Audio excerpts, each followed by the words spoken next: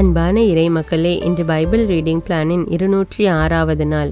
இன்று நாம் வாசித்து அறிய இருக்கிற விவிலிய பகுதி எசேக்கியேல் அதிகாரம் 25 முதல் 28 வரை. எசேக்கியேல் அதிகாரம் 25. அம்மோனுக்கு எதிரான இறைவாக்கு. ஆண்டவரின் வாக்கு எனக்கு அருளப்பட்டது. மானிடா, அம்மோனியருக்கு நேராக உன் முகத்தை திருப்பி அவர்களுக்கு எதிராக இறைவாக்குரை. அவர்களுக்கு சொல், தலைவராகிய ஆண்டவரின் வாக்கை கேளுங்கள். அவர் கூறுவது இதுவே: நீங்கள் எனது தூயகம் தீட்டுப்படுத்தப்பட்ட போதும், இஸ்ரேல் நாடு பாழாக்கப்பட்ட போதும், யூதாவின் வீட்டார் சிறைபிடிக்கப்பட்ட போதும் ஆஹா என்று கூறி அக்களித்தீர்கள். எனவே உங்களை கீழ்த்திசையினருக்கு உரிமையாக ஒப்புவிக்கப் போகிறேன். அவர்கள் உங்கள் நடுவே பாளையம் அமைப்பார்கள், கூடாரங்கள் அடிப்பார்கள், உங்கள் மரங்களின் கனிகளை உண்பார்கள், உங்கள் மந்தையின் பாலை பருகுவார்கள். ராபாவை ஒட்டகங்களின் மேய்ச்சல் நிலமாகவும் அம்மோனை மந்தையின் கிடையாகவும் மாற்றுவேன். அப்போது நானே ஆண்டவர் என்பதை நீங்கள் அறிந்து கொள்வீர்கள். ஏனெனில் தலைவராகிய ஆண்டவர் இவ்வாறு கூறுகிறார்: இஸ்ரேல் நாட்டுக்கு எதிராக நீங்கள் கைகொட்டி குதித்து வன்மத்துடன் மகிழ்ந்தீர்கள். எனவே நான் என் கைகளை உங்களுக்கு எதிராக ஓங்கி உங்களை வேற்றினத்தாருக்கு கொள்ளை பொருளாய் ஒப்புவிப்பேன். உங்களை மக்களினங்களினின்று பிரித்து நாடுகளிடையே இல்லாதபடி பூண்டோடு அழிப்பேன். அப்போது நானே ஆண்டவர் என்பதை அறிந்து கொள்வீர்கள். மோவாபுக்கு எதிரான இறைவாக்கு. தலைவராகிய ஆண்டவர் கூறுவது இதுவே: மோவாபும் சேயீரும் இதோ யூதா வீட்டார் மற்ற மக்களினங்களைப் போலவே உள்ளனர் என கூறினர். எனவே மோவாபின் மலை வாயிலை திறப்பேன். அதன் அணிகலனாகவும் எல்லையாகவும் உள்ள பெத்சிமோத்து, பாகால் மெகோன், கிரியத்தாயும் ஆகியவற்றை அழிப்பேன். மோவாபை அம்மோனுடன் சேர்த்து கீழே நாட்டினருக்கு உரிமையாக கொடுப்பேன். அது மக்கள் இனங்களிடையே நினைவு கூறப்பட மாட்டாது. மோவாபின் மேல் தண்டனையை வருவிப்பேன். அப்போது நானே ஆண்டவர் என்பதை அது அறிந்து கொள்ளும். ஏதோமுக்கு எதிரான இறைவாக்கு. தலைவராகிய ஆண்டவர் கூறுவது இதுவே: யூதா வீட்டாரை ஏதோம் பழி தீர்த்து அதன் மூலம் குற்ற பழிக்குள்ளானது. எனவே தலைவராகிய ஆண்டவர் இவ்வாறு கூறுகிறார்: நான் ஏதோமுக்கு எதிராக என் கைகளை ஓங்கி அதன் மாந்தரையும் விலங்குகளையும் கொல்வேன். அதை பாழாக்குவேன். தேமானிலிருந்து தெதான் வரை மக்கள் வாளால் வீழ்வர். என் மக்களாகிய இஸ்ரேலரின் கையால் ஏதோமை பழி வாங்குவேன். அவர்களும் என் சினத்திற்கும் சீற்றத்திற்கும் தக்கவாறு ஏதோமுக்கு செய்வார்கள். அது என் பழி வாங்குதலை உணர்ந்து கொள்ளும் என்கிறார் தலைவராகிய ஆண்டவர். பெலிஸ்தியாவுக்கு எதிரான இறைவாக்கு. தலைவராகிய ஆண்டவர் கூறுவது இதுவே: பெலிஸ்தியர் பழிவாங்குமாறு இதயத்தில் பகை உணர்வுடன் செயல்பட்டனர். பழைய பகையை மனதில் வைத்து யூதாவை அழிக்க தேடினர். எனவே தலைவராகிய ஆண்டவர் இவ்வாறு கூறுகிறார்: பெலிஸ்தியருக்கு எதிராக கைகளை ஓங்குகிறேன். கெரேத்தியரை கொன்று கடற்கரை ஊர்களில் எஞ்சியவற்றையெல்லாம் அழிப்பேன். வன்மையாய் அவர்களை பழிவாங்கி என் சீற்றத்தால் அவர்களை தண்டிப்பேன். அவ்வாறு அவர்களை பழிவாங்குகையில் நானே ஆண்டவர் என அவர்கள் அறிந்து கொள்வர். எசேக்கியேல் அதிகாரம் 26. தீருக்கு எதிரான இறைவாக்கு. 11ஆம் ஆண்டில் மாதத்தின் முதல் நாள் ஆண்டவரின் வாக்கு எனக்கு அருளப்பட்டது.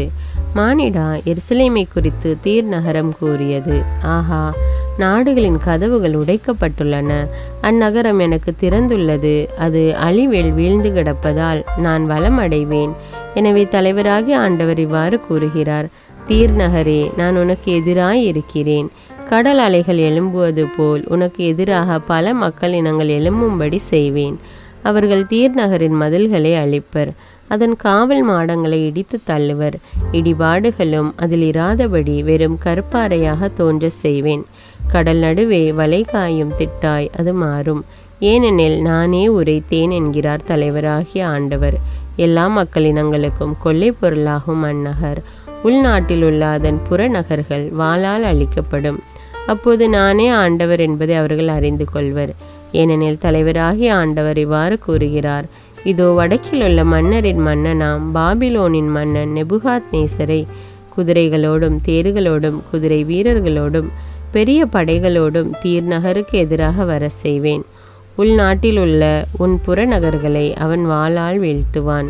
உனக்கு எதிராய் மண்மேடு எழுப்பி உன் மதில்களுக்கு எதிராய் முற்றுகை அரண் அமைத்து உனக்கு எதிராய் தன் கேடயங்களை உயர்த்துவான். அரண்தகர் பொறிகளை உன் மதில்களுக்கு எதிராய் திருப்பி உன் காவல் மாடங்களை படைக்கலன்களால் நொறுக்குவான். உன்னுடைய குதிரைகள் மிகுதியானவை, எனவே அவை கிளப்பும் புழுதி உன்னை மூடும்.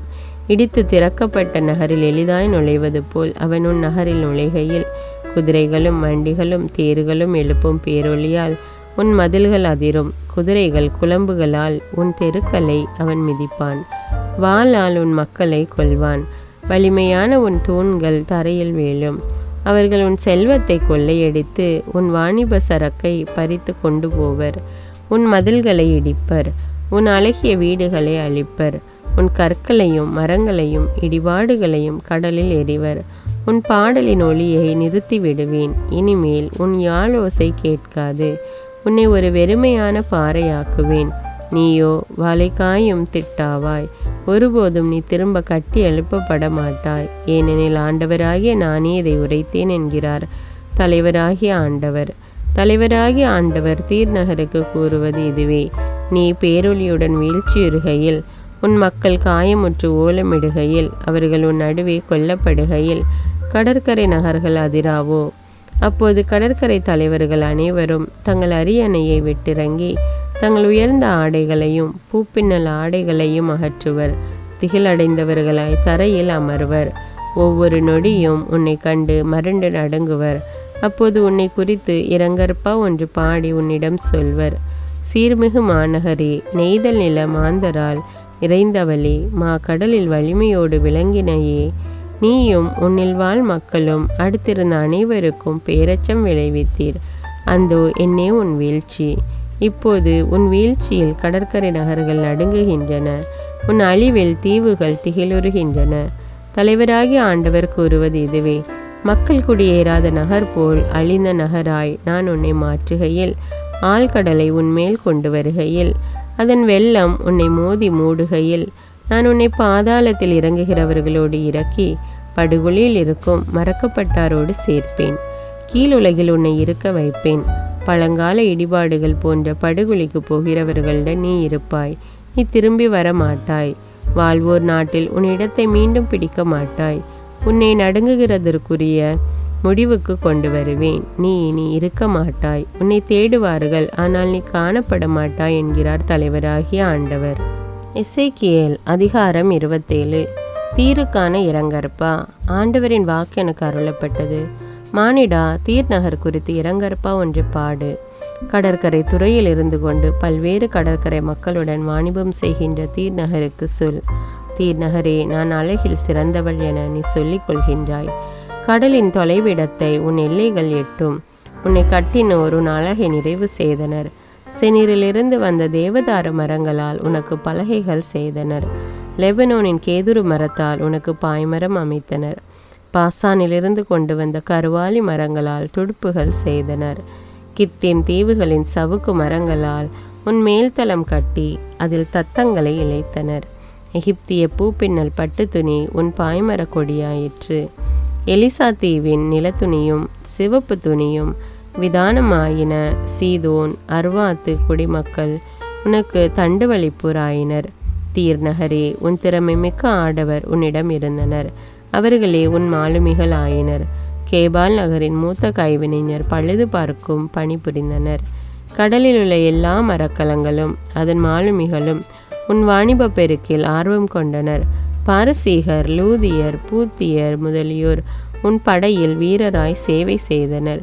உன் மதில்களில் அவர்கள் தங்கள் கேடயங்களும் தலை சீராக்களையும் தொங்கவிட்டு உனக்கு பெருமை சேர்த்தனர். அர்வாதியரும் எலேக்கியரும் உன் மதில் மேல் எப்பக்கமும் நின்றனர். கம்மாதியர் உன் காவல் மாடங்களில் நின்றனர். தங்கள் கேடயங்களை உன் மதில்களில் எப்பக்கமும் தொங்கவிட்டு உன் அழகுக்கு அழகு சேர்த்தனர். உன் பெருஞ்சொத்து காரணமாய் தர்சீசு உன்னோடு வாணிபம் செய்தது. வெள்ளி, இரும்பு, வெள்ளீயம், காரியம் ஆகியவற்றை உன் வாணிப பொருள்களால் பண்டமாற்றினர். யாவானும் தூபாலும் மெசேக்கும் உன்னோடு வாணிபம் செய்தன. உன் பொருள்களுக்காய் அடிமைகளையும் வெண்கலத்தையும் பண்டமாற்றினர். உன் வணிக பொருள்களுக்காய் பெத்தோகர்மாவினர் குதிரைகளையும் போர் குதிரைகளையும் கோவேறு கழுதைகளையும் பண்டமாற்றினர். தேதான் மக்கள் உன்னுடன் வாணிபம் செய்தனர். பல கடற்கரை நகர் மக்கள் உன் வாடிக்கையாளர் ஆயினர்.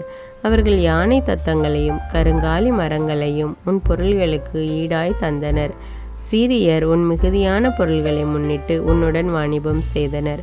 அவர்கள் சிவப்பு கற்கள், சிவப்பு பட்டாடைகள், பூப்பின்னல் ஆடைகள், விலை உயர்ந்த நாற்பட்டு ஆடைகள், பவளங்கள், பளிங்கு கற்கள் யாவற்றையும் உன் சந்தைக்கு கொண்டு வந்தனர். யூதாவும் இஸ்ரேலும் உன்னுடன் வாணிபம் செய்தன. உன் பொருள்களுக்காய் மின்னித்து பன்னாக்கு ஆகிய ஊர்களின் கோதுமை ஸ்தலங்கள், தேன், எண்ணெய், நறுமண பொருள்கள் ஆகியவற்றை பண்டமாற்றினர்.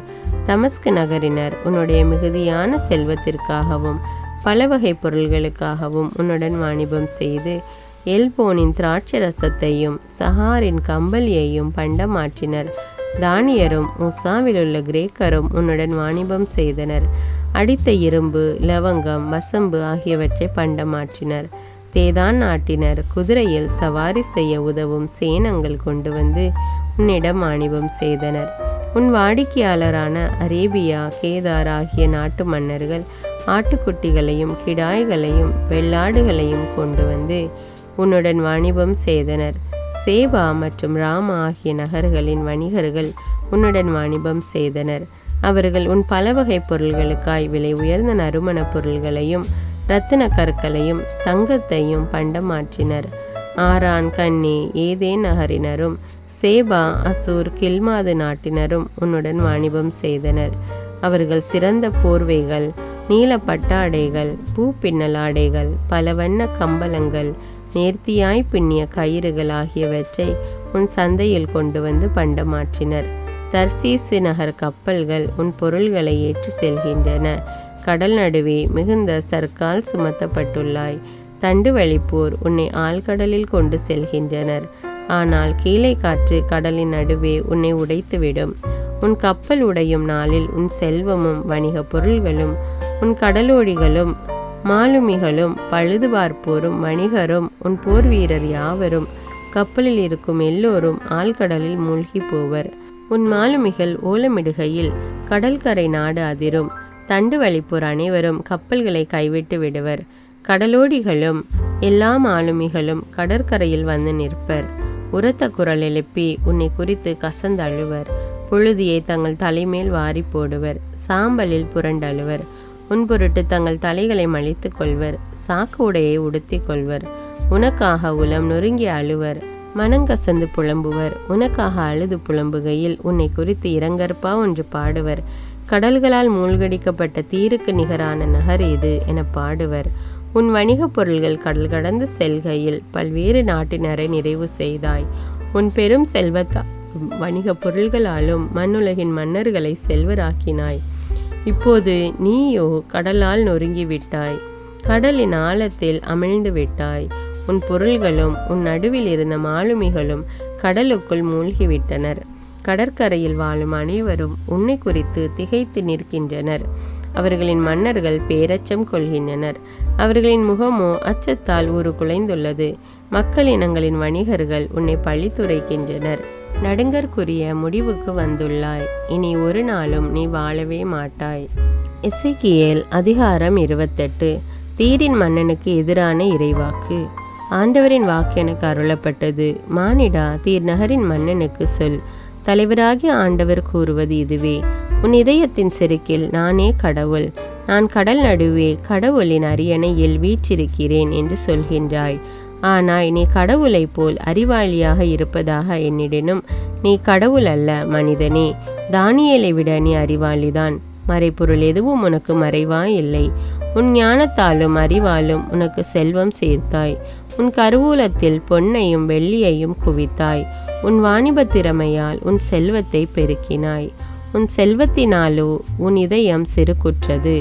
ஆகவே தலைவராகிய ஆண்டவர் இவ்வாறு கூறுகிறார்: கடவுளைப் போல் அறிவாளி என உன்னை கருதி கொள்வதால் மக்களினங்களில் மிகவும் கொடியோரான அந்நியரை உனக்கு எதிராய் எழும்ப செய்வேன். அவர்கள் உன் அழகுக்கும் ஞானத்திற்கும் எதிராக உருவிய வாளுடன் வருவர். உன் பெருமையை குலைப்பர், படுகுழியில் தள்ளுவர். உன்னை கடல் நடுவே மூழ்கி சாவார் என சாவாய் நீயே. அப்போது உன்னை கொல்வோரின் நடுவிலே நானே கடவுள் என்று சொல்வாயோ? உன்னை குத்தி கிழிப்போரின் கையில் நீ கடவுளாக அல்ல, மனிதனாகவே இருப்பாய். விருத்த சேதனம் செய்யப்படாதவனைப் போல் அந்நியர் கையால் நீ சாவாய். நானே உரைத்தேன் என்கிறார் தலைவராகிய ஆண்டவர். தீர் மன்னனின் வீழ்ச்சி. ஆண்டவரின் வாக்கு எனக்கு அருளப்பட்டது. மானிடா, தீர் நகரின் மன்னனை குறித்து இரங்கற்பா ஒன்று பாடு. தலைவராகிய ஆண்டவர் கூறுவது இதுவே: நீ நிறைவின் மாதிரியாகவும் ஞானத்தின் நிறைவாகவும் அழகின் முழுமையாகவும் இருந்தாய். கடவுளின் தோட்டமாகிய ஏதேனில் இருந்தாய். விலை உயர்ந்த கற்கள் உன்னை அழகுபடுத்தின. பதுமராகம், புட்பராகம், வைரம், பளிங்கு, கோமேதகம், படிகப்பச்சை, நீலம், மாணிக்கம், மரகதம் ஆகியவற்றை அணிந்திருந்தாய். பொன்னாடை உன் அழகை வெளிக்காட்டிற்று. நீ பிறந்த அன்றே இவை படைக்கப்பட்டு தயாரிக்க பெற்றன. காவல் காக்கும் கெருபு போல் உன்னை திருப்பொழிவு செய்தேன். கடவுளின் தூய மலையில் நீ இருந்தாய். ஒளி வீசும் கற்கள் நடுவே நடந்தாய். நீ படைக்கப்பட்ட நாளில் இருந்து உன்னில் கயமை காணப்பட்ட நாள் வரை உன் நடத்தையில் மாசின்றி இருந்தாய். பரந்த உன் வாணிபத்தால் வன்முறை நிறைந்தது உன்னில். பாவம் செய்தாய் நீயே. எனவே வெறுப்புடன் உன்னை கடவுளின் மலையினின்று வெளியேற்றினேன். ஓ காவல் காக்கும் கெரூபே, உன்னை ஒளி வீசும் கற்கள் நடுவினின்று வெளியே தள்ளினேன். உன் அழகின் காரணமாய் உன் இதயம் செருக்குற்றது. உன் மாட்சியின் காரணமாய் உன் ஞானத்தை கெடுத்து கொண்டாய். எனவே நான் உன்னை தரையில் தள்ளிவிட்டேன். மன்னர்கள் முன்னே உன்னை காட்சி பொருளாக்கினேன். உன் மிகுதியான பாவங்களாலும் நேர்மையற்ற வாணிபத்தாலும் உன் திருத்தலங்களை தீட்டுப்படுத்தினாய். எனவே உன் நடுவினின்று நெருப்பு வர செய்தேன். உன்னை பார்த்தோர் கண் முன்னே முற்றிலும் உன்னை தரையில் சாம்பலாக்கினேன். உன்னை தெரிந்த எல்லா நாடுகளும் உன்னை கண்டு மருண்டு திகிலுறுகின்றன. நடுங்கற்குரிய முடிவுக்கு வந்துவிட்டாய் நீ. இனிமேல் நீ இருக்க மாட்டாய். சீதோனுக்கு எதிரான இறைவாக்கு. ஆண்டவரின் வாக்கு எனக்கு அருளப்பட்டது. மானிடா, சீதோனுக்கு நேராக உன் முகத்தை திருப்பி அதற்கெதிராய் இறைவாக்காக சொல். தலைவராகிய ஆண்டவர் கூறுவது இதுவே: சீதோனே, நான் உனக்கு எதிராய் இருக்கிறேன்.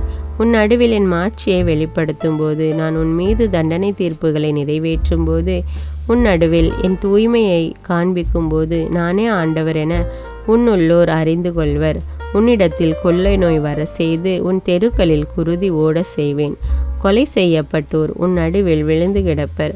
உனக்கு எதிராய் எப்பக்கமும் வாள் இருக்கும். அப்போது நானே ஆண்டவர் என அறிந்து கொள்வர். இஸ்ரேல் நற்பேறு பெறும். இஸ்ரேல் நாட்டினருக்கு அவர்களை வன்னஞ்சுடன் நடத்திய அண்டை நாட்டினர் இனிமேல் காலில் குத்தும் முள்ளாகவும் தைத்து வழிகொடுக்கும் நெரிஞ்சிலாகவும் இருக்க மாட்டார். அப்போது அவர்கள் நானே தலைவராகிய ஆண்டவர் என்பதை அறிந்து கொள்வர். தலைவராகிய ஆண்டவர் கூறுவது இதுவே: இஸ்ரேல் வீட்டினரை அவர்கள் சிதறுண்டிருக்கும் நாடுகளினின்று கூட்டி சேர்க்கையில் எல்லா மக்களினங்கள் நடுவிலும் நான் என் தூய்மையை காண்பிப்பேன். நான் என் ஊழியன் யாக்கோபுக்கு கொடுத்த அவர்களின் சொந்த நாட்டில் அப்போது வாழ்வர். அவர்கள் அங்கே அச்சமின்றி குடியிருப்பர். வீடுகளை கட்டி திராட்சை தோட்டங்களை அமைப்பர். அவர்களை வன்னெஞ்சுடன் நடத்திய அண்டை நாட்டினர் அனைவர் மீதும் தண்டனை தீர்ப்புகளை நான் நிறைவேற்றும் போது அவர்கள் மட்டும் அச்சமின்றி வாழ்வர். அப்போது நானே ஆண்டவர் என அறிந்து கொள்வர்.